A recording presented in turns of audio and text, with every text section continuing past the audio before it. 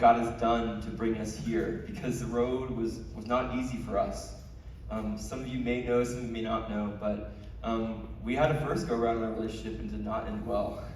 And in that, there was a lot of brokenness within me. There was a lot of issues between both of us we both equally own. And as I just pursued the Lord afterwards, in the midst of all that brokenness, I was like, all right, God, like, what's next for me? What's going on?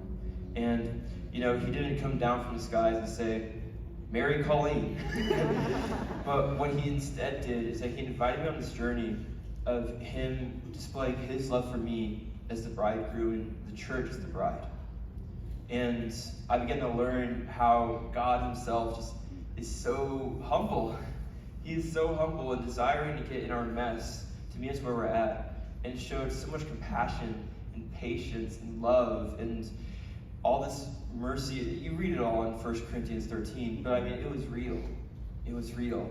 And then in that, months into that, is when God started convicting me about how I did love Colleen before, but I did not love her how Jesus loved her. And so I went on this journey in my heart as just learning how to be loved by the Lord, and then learning how to love others in return in that way, and I'm still on that journey. But in the midst of all that, God started warming my heart back up to, my bride-to-be. And it changed us. When we started our relationship again, it was different. It was so clearly God-breathed, so clearly God-centric, so clearly God. Quite literally, we would not be standing here without him.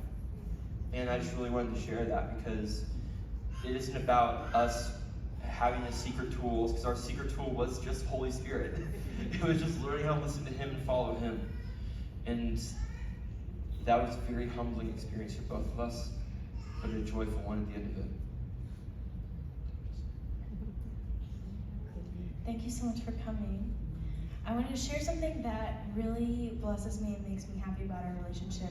Thanking Jesus and also sharing the joy he's given me with you guys. There's a moment a while back, the first time we were dating, when we were walking through a parking lot. We had met some friends at a restaurant in the evening, and it was a dark parking lot. There was lots of cars coming and going, and Ian was leading me through, weaving between the parked cars, holding me by the hand so gently, and there was a car coming that I couldn't see, but he saw.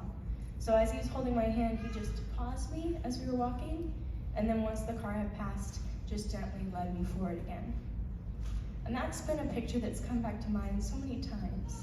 During this journey, there's been times when I first noticed Ian and saw how he cared about what was important, how he really listened to me and saw my heart.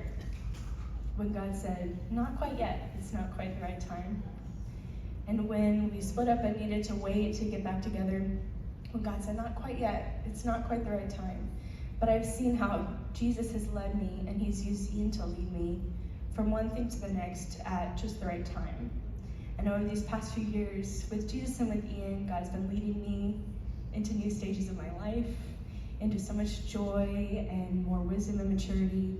And I'm so thankful that he's used this amazing man to teach me that, and to be a leader and a reflection of the way that Jesus is, that he's gentle and he leads me by the hand.